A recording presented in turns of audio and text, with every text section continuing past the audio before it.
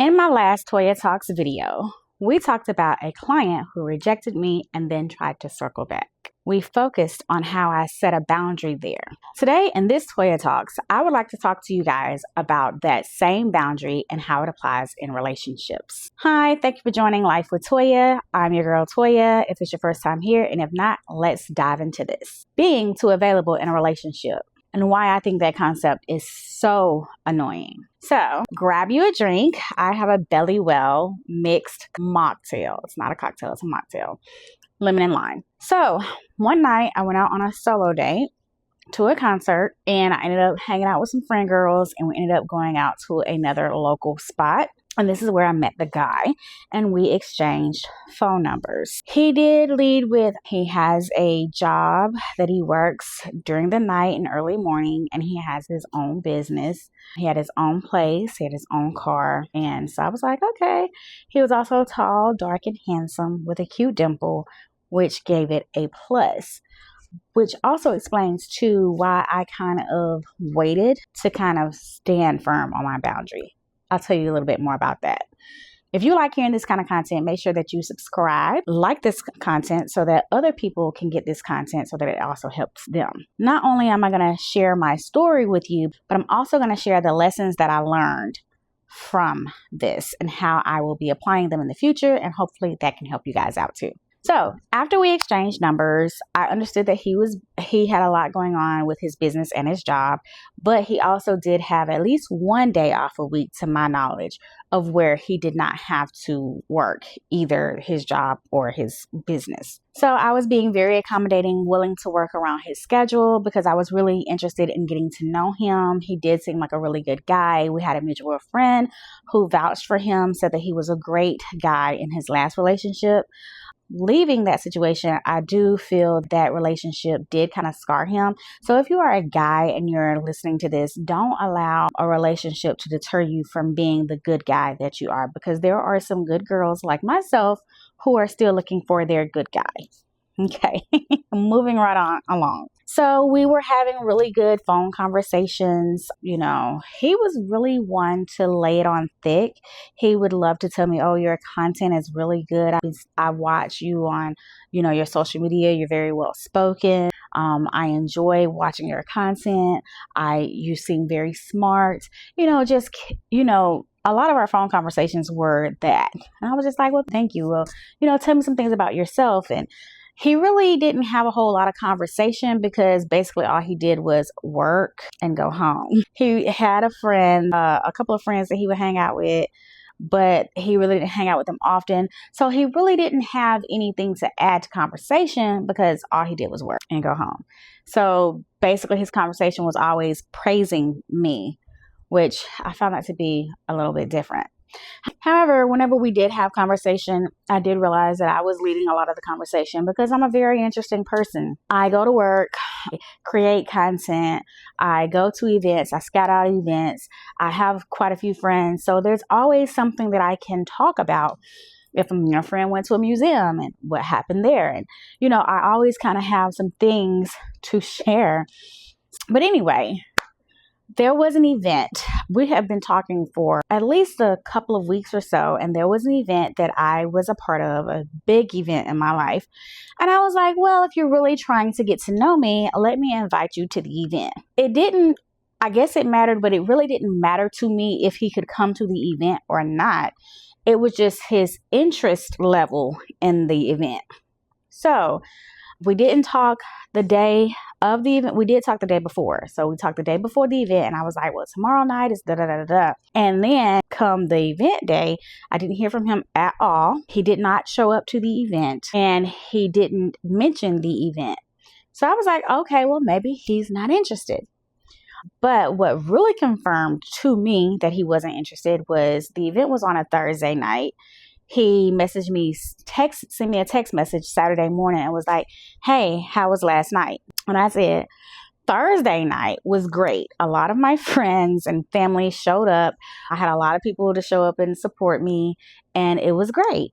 And he was like, oh, okay. And then he moved the conversation to something else. There was no congratulations. There wasn't even a day, speaking to me the day of, hey, congratulations. So sorry. I'm probably not going to be able to make it. Is there anything that I can do to make it up to you? Maybe I could take you out in celebration of it, or maybe you and I can go and check out the exhibits, because there was an exhibit of me. Maybe we can check out the exhibit on our own on a Saturday or whatever, blah, blah, and then I can take you to, like, there was none of that. It was, oh, okay. And we just went on to talking about something else. So I was like, okay, he's definitely not interested. Maybe he's just looking for a friend, whatever, blah.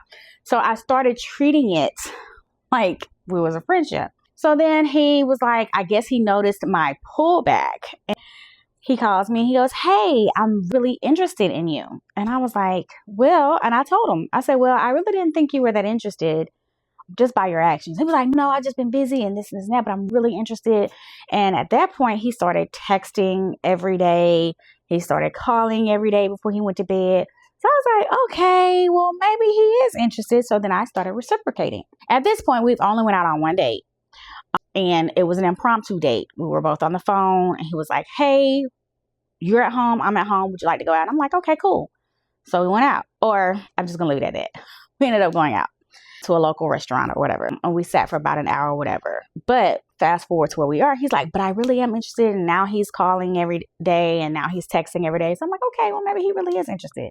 So I started reciprocating the energy, right? So I asked him out on another date or whatever. Because, to me, I feel like whenever you're in a relationship or a pre-relationship or dating stage, whatever you want to call it, I feel like men do kind of want things to be reciprocated, but women also want things to be reciprocated as well. Like, I don't think like the very first date, the man should ask for it, the man should pay. But after that, if the feelings are mutual, then you can ask, So anyway, not to make this video too long, he was just like, no, he's really interested or whatever. So I was like, okay, cool. So there's this event that I would like to take you to. I just want to let it be known that I'm paying. If you would like to go, let me know. And he was like, okay. And I think I checked in like 2 more times. I was like, hey, are you interested? He was just like, okay. He would never say yes. He would never say no. So I stopped asking him. I asked someone else and we went. We had a great time. And I just was like, So he called again. He was like, I really am interested. And I was like, well, you're not giving to me that you're interested. Because, one thing about me is I am a little direct. I mean what I say and I say what I mean. I don't play guessing games. I don't speak in code, none of that. I'm just like, hey, if you're interested, you would put time in. You're not really putting time in. I'm not looking for a text buddy. I'm not looking for a phone buddy. But if that's what you're looking for, that's fine. Just let me know. And then I can, move accordingly. Right. So we were on the phone on a Sunday night. It was right before a holiday Monday. We're on the phone on a Sunday night and he was like, and that's when I told him, I was like, well, you're really giving that you're not interested, because I don't really just pay attention to people's words. I pay attention to their actions. And he goes, well, do you still walk in the mornings? If so, and you want to walk at the park, let me know. And he was like, well, we'll just go walking in the morning at 8. And I was like, okay, fine. And I was cool. And he made this statement. He said, if you stand me up, I will not fool with you anymore. I was caught off guard at that moment. So I just laughed it off. I was like, and I probably should not have went on the walk, but I let it stew up in me overnight and I was mad about it. And I was just like, wait a minute, you have stood me up not once, but twice. And then you didn't have the common courtesy or the decency or the respect to say, hey, I'm not able to make it. And that's just bare minimum when it comes to respect. I'm not able to make it. I would love to go, but I can't go. Let's reschedule, do something else. So during the walk, I was like, hey, you made a comment. And he was like, oh, you can't take a joke. I don't like when men do that. They say something, they feel a certain way. And then when you call them out on it, now it's a joke. I don't think it was a joke when he said it. Now, it would have been a joke had I been the one that said it, because most people say 3 strikes, you're out. You've already set me up twice. Not set me up, stood me up. You already stood me up twice. And now you're saying that to me. So I made mention, I said, well, if I invite you to something, can you please just let me know? And he deflected, turned it on me and said, you just want everything to be perfect.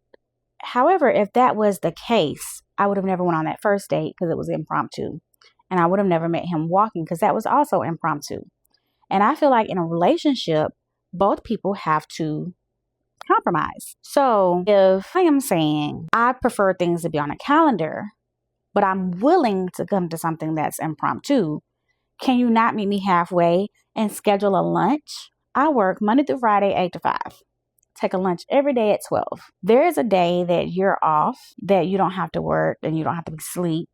You can take me to lunch or offer to take me to lunch. It's been 73 days and that was our second date, but he's so busy.